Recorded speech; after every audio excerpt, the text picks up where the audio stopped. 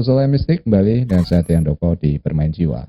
Video kali ini saya akan bagikan tips bagaimana kalian menggunakan meditasi untuk mendapatkan jodoh. Tapi tidak hanya itu saja, saya akan jelaskan yang pertama kali nanti konteks jodoh dari sisi spiritualitas, kemudian berikutnya jodoh dan level energi kita. Lalu saya berikan beberapa tips yang mengukur karakter energi kalian.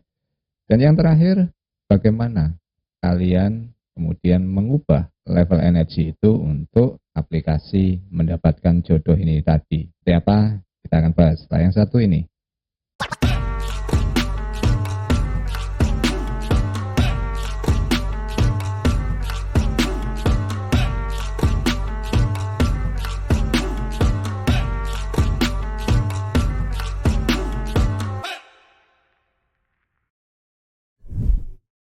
Oke, yang pertama saya mulai dulu dari definisi tentang jodoh. Kalau kita bicara jodoh, itu kita bicara lebih pada gambaran pasangan hidup kita. Tapi dari konteks sisi spiritualitas, jodoh ini adalah tentang sinkronitas.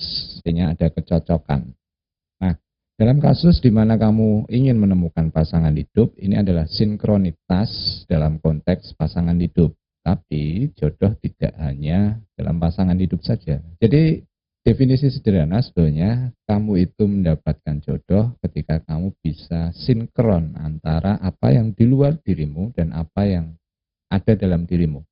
Apa yang kamu inginkan itu mendapat momen, situasi yang sesuai. Jadi dalam konteks spiritualitas, jodoh itu bisa dalam pasangan hidup, jodoh bisa dalam bisnis, ya kan?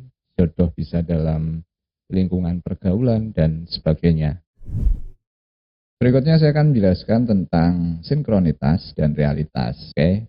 Jadi ketika kita sekarang sudah sampai pada tahap teknologi tinggi, kemudian era fisika kuantum itu mulai muncul, maka definisi realitas dari sisi fakta objektif percobaan di sisi sains ini memberikan sebuah definisi yang menarik. Kenapa? Karena ini yang saya sering ceritakan. Jadi anggap saja kamu ini dalam mimpi. Kalau kamu bermimpi, ya kan, apapun yang kamu temui dalam mimpi itu, semua ada dalam dirimu. Jadi hanya ada satu-satunya kamu. Dan apapun yang ada dalam mimpimu itu adalah proyeksi dari alam bawah sadarmu. Oke?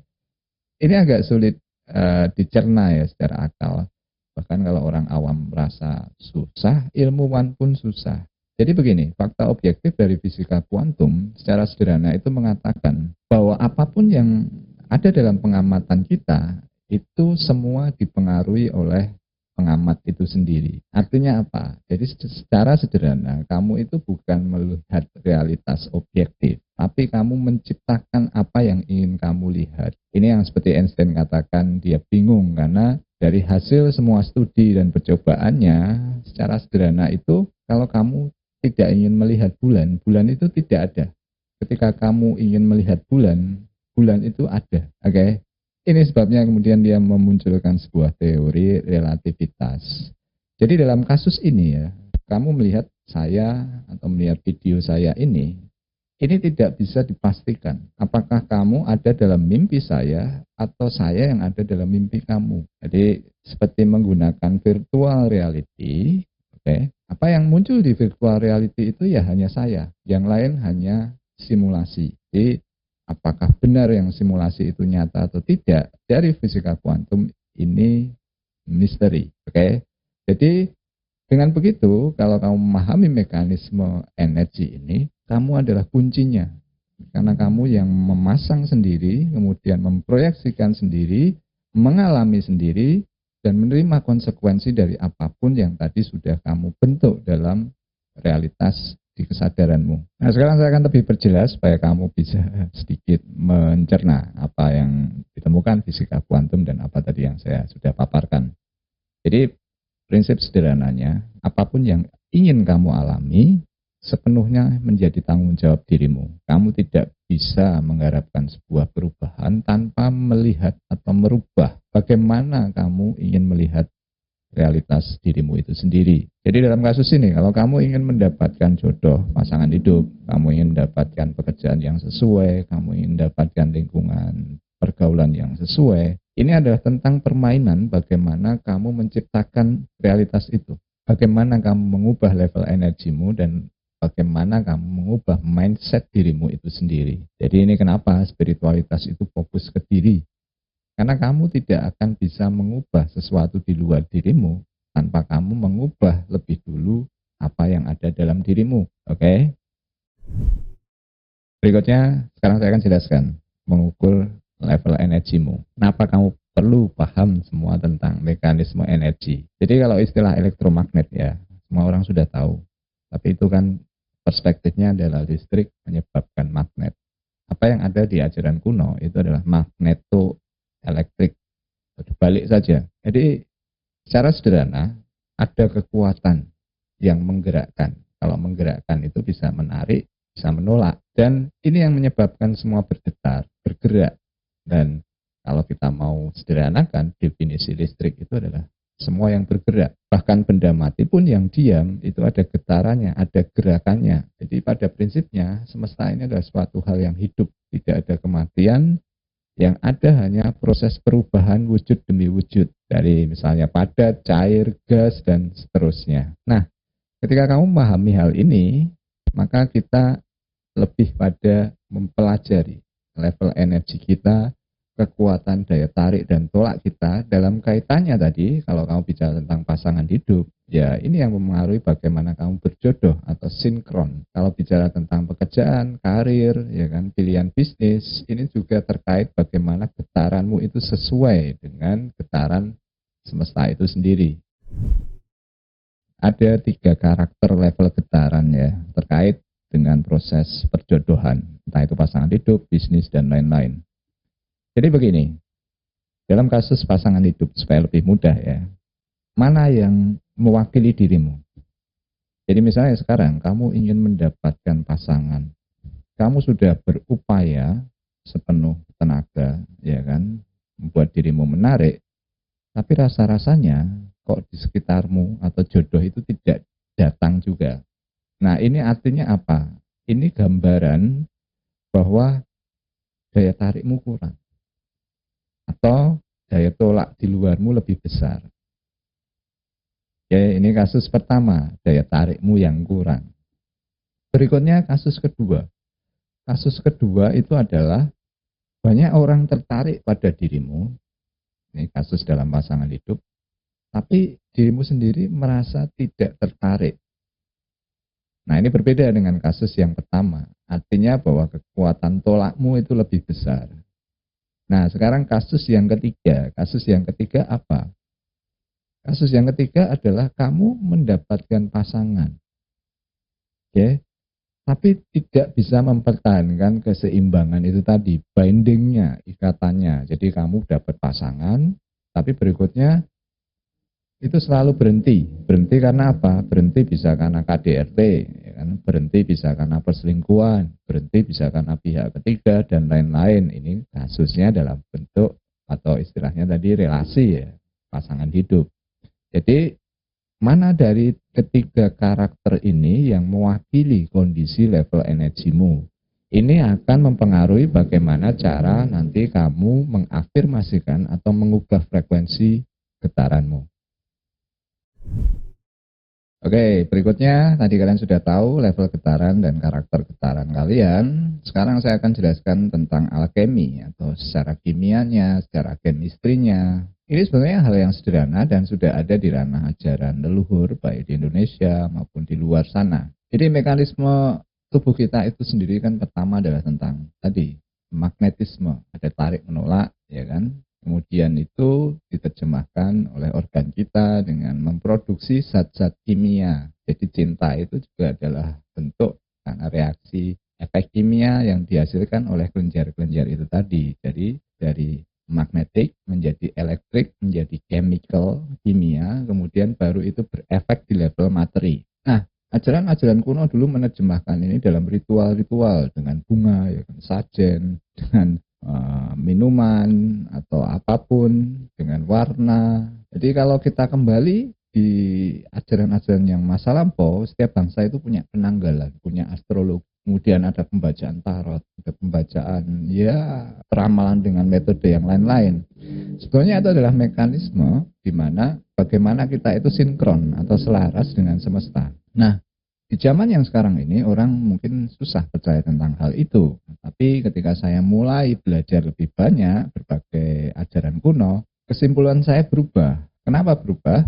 Karena secara sederhana bukan itu tidak masuk akal, tapi akal kita yang belum bisa masuk ke level itu. Maka ketika fisika kuantum itu mulai populer, pandangan orang itu berubah banyak. Teknologi juga semakin pesat. Artinya bahwa apa yang ada di ranah ajaran leluhur dulu, entah kamu dari suku apa, semua pasti ada sisi penjelasan secara sainsnya. Jadi mistik di bermain jiwa ini saya ingin lebih tampilkan bahwa ada satu pemahaman sains yang hilang yang menyebabkan kita berhenti pada penafsiran yang sifatnya roh-roh gaib dan sebagainya. Nah, ketika kamu sekarang sudah punya gambaran sedikit bahwa semuanya adalah kekuatan daya tarik tolak seperti magnetisme itu tadi, maka ada beberapa ritual nanti yang terkait dengan warna ya kan. Kalau kamu bicara tentang warna, kenapa logo itu punya warna sendiri? Itu mewakili kenapa transportasi memakai warna hijau, kenapa bank biru, kenapa makanan itu merah, kuning, dan sebagainya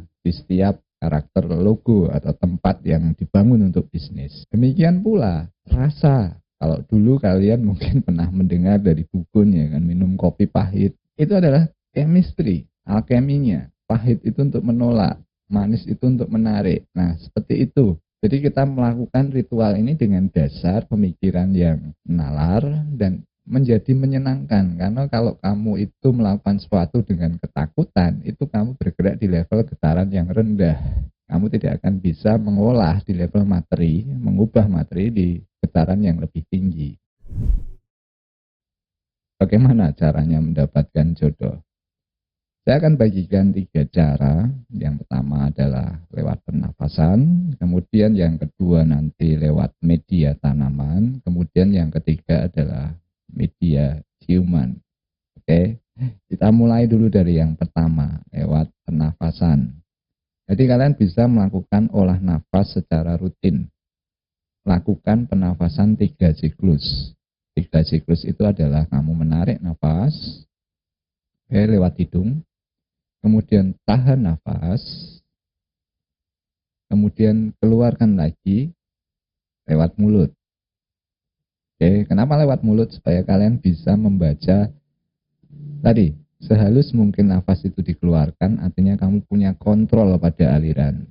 Kalau lewat hidung kan tidak ada suaranya. Kalau lewat mulut itu bisa didesiskan, kamu bisa mengukur kehalusan proses penafasanmu. Karena ini adalah mekanisme penyelarasan antara kontrol mental dan kontrol nafas. Karena nafas itu jembatan penghubung antara dimensi spirit dan dimensi fisik. Oke. Nah, ketika kamu menahan nafas tadi, kamu bentuk getaranmu. Bagaimana membentuk getaran? Bisa dengan visualisasi, bisa dengan afirmasi atau doa. Bagaimana membentuk secara visualisasi? Ya tinggal kamu visualkan apa yang ingin kamu wujudkan dengan energi yang sudah kamu mampatkan. Kalau dengan level afirmasi atau doa, kamu tinggal ucapkan dalam batin. Nah, ada satu hal yang ingin saya jelaskan dalam konteks spiritualitas.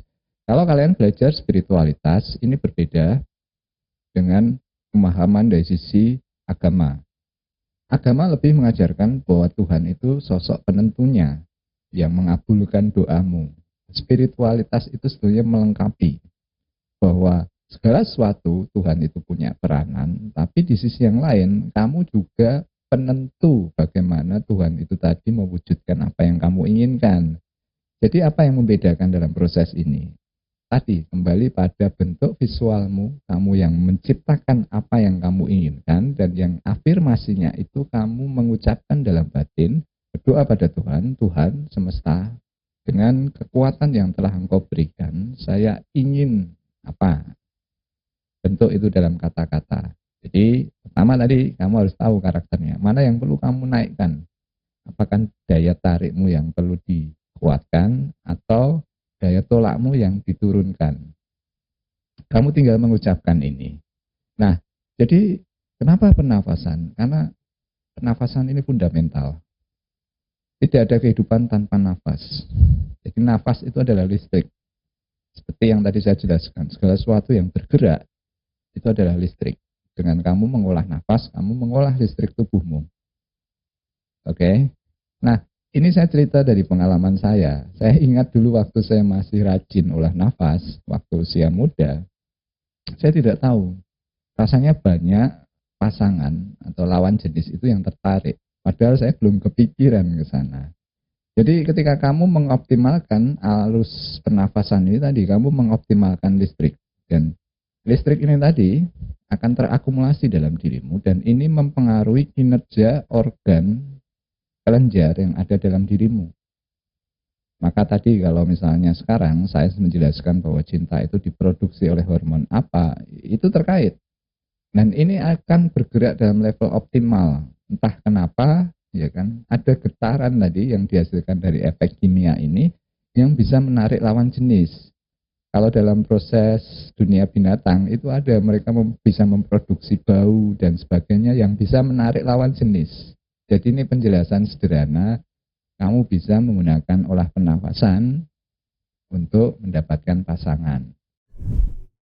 Berikutnya cara yang kedua menggunakan media tanaman. Kenapa menggunakan tanaman? Kalian bisa cek video saya tentang jamur, video terakhir, kemudian video bahwa tanaman itu cerdas. Jadi begini, ini kaitannya dengan tadi alkemi atau kimia yang saya jelaskan. Bahwa segala sesuatu di semesta itu ada sebuah keteraturan dan itu adalah sebuah gerakan energi. Jadi secara sederhana misalnya air laut menguap, terkumpul di awan, kemudian dia terkondensasi, kemudian turun sebagai hujan, masuk ke tanah, mengalir lagi ke laut. Nah, siklus keteraturan. Demikian pula siklus seperti tumbuhan, ya kan, dari biji menjadi tunas, menjadi pohon, berbunga, berbuah, ya kan, buah jatuh, kemudian kembali menjadi tunas. Nah, kalian hanya mendayagunakan mekanisme ini untuk mewujudkan apa yang tadi ingin kalian alami dalam realitas. Kenapa tanaman? Karena tanaman itu yang memelihara kita.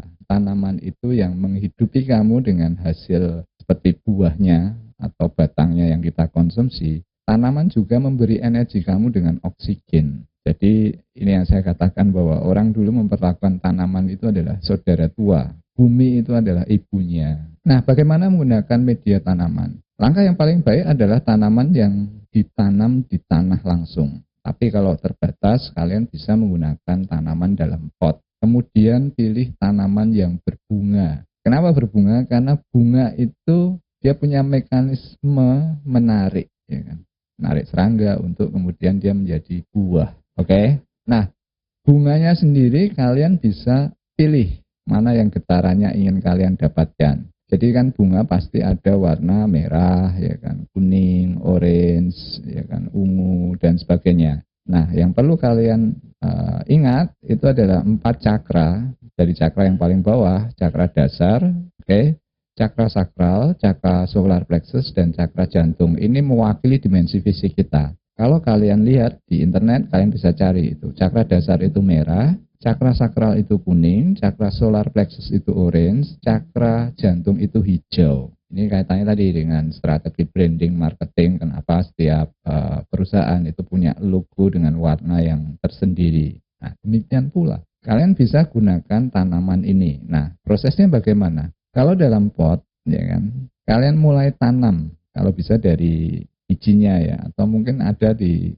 mereka yang menjual bibit tanaman. Kamu tanam ini misalnya dalam pot atau di tanah, ya kan? Kemudian kalian rawat. Sewaktu kalian merawat itu kalian mengafirmasikan dan memvisualisasikan. Karena artinya kalian mencoba berkomunikasi dengan tanaman ini tadi. Yang tanaman ini nanti akan menjadi media menarik atau menghubungkan, mensinkronkan kalian dengan jodoh yang ingin kalian dapatkan. Karena dari hasil riset terbukti bahwa tanaman itu berkomunikasi bisa lewat angin, ya kan, bisa lewat kimia yang diciptakan dari proses pertumbuhannya. Jadi tanaman ini seperti comblangnya atau penghubungnya. Nah, ketika kalian tanam kemudian mulai tumbuh, okay, kalian bisa berikan pita merah atau kalau itu paling gampang ya, atau tali merah. Kenapa tali? Tali itu simbol pengikat. Kemudian warna merah itu adalah warna yang punya frekuensi paling jelas. Kenapa traffic light itu warna merah? Supaya orang dalam kejauhan itu bisa melihat dia harus berhenti. Jadi berikan tali atau pita warna merah ketika sudah mulai tumbuh. Nah, kalian bisa menggunakan tanaman ini untuk media menyampaikan apa yang ingin kalian wujudkan, juga untuk mengukur level getaran kalian. Kalau chemistry kalian, alkeminya itu pas, tanaman tadi itu akan tumbuh lebih baik ya, lebih sehat, lebih optimal, lebih cepat, dan sebagainya. Maka ketika kalian mengikuti itu nanti sambil terus kalian proses apa yang ingin kalian wujudkan, itu sebagai bahan evaluasi. Kalau tanamannya tadi lambat, artinya masih ada medan energi dalam diri kalian yang kurang. Kalau tanaman itu tumbuh cepat misalnya, artinya kekuatan kalian juga mulai lebih kuat, ya kan? Tinggal bagaimana tanaman itu tadi menghasilkan, kapan berbunga dan sebagainya itu menjadi ukuran. Karena kan kalau kalian tanya ke ahli tanaman, nah ini berbunga setiap berapa bulan sekali. Nah, siklusnya ketemu enggak? Jadi ini cara sederhana memanfaatkan tanaman. Kalian tanam dari biji, berikan pita merah atau tali merah, kemudian kalian afirmasi, kalian visualisasi setiap kali kalian menyiram. Demikian pula nanti proses pertumbuhannya kalian ikuti. Ini cara sederhana menggunakan media tanaman. Nah, kemudian ini cara yang terakhir. Cara yang terakhir ini lewat ciuman di area mata ketiga. Nah, masalahnya kan kalau kalian belum mendapatkan pasangan, ini juga bisa dilakukan. Kalian minta restu. Nah, restu pada siapa ya? Orang yang secara istilahnya chemistry itu dekat. Nah, ya, apa yang perlu diperhatikan di sini? Kalau kita ingin mendapatkan jodoh, sebetulnya kunci kekuatannya adalah di energi feminin. Energi feminin ini ya terutama dimiliki oleh mereka yang secara jenis kelamin itu perempuan. Jadi kalian bisa minta pada ibu kalian supaya merestui, nenek kalian supaya memberikan restu.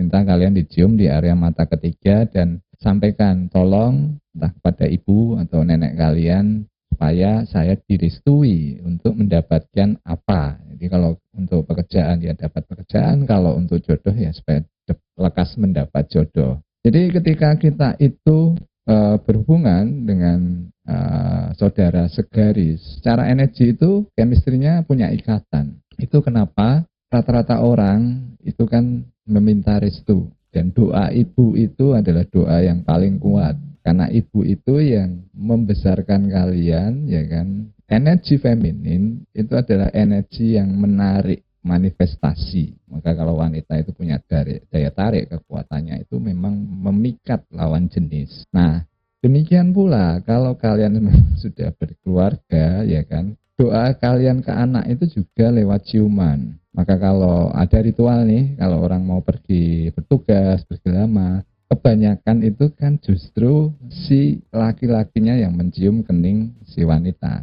Nah, sekarang tinggal dibalik. Karena apa? Karena kekuatan energi feminin tadi itu justru yang dimiliki oleh si wanita itu sendiri.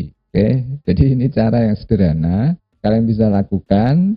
Tidak hanya untuk pasangan hidup, tapi juga untuk praktek yang lebih luas dari 3 cara yang tadi saya sudah bagikan. Oke, kalau kalian suka topik ini, silakan berikan like, silakan share. Kalau ada yang belum jelas, tuliskan di komentar. Kita akan ketemu di video selanjutnya. Selamat bermeditasi, selamat bermain jiwa.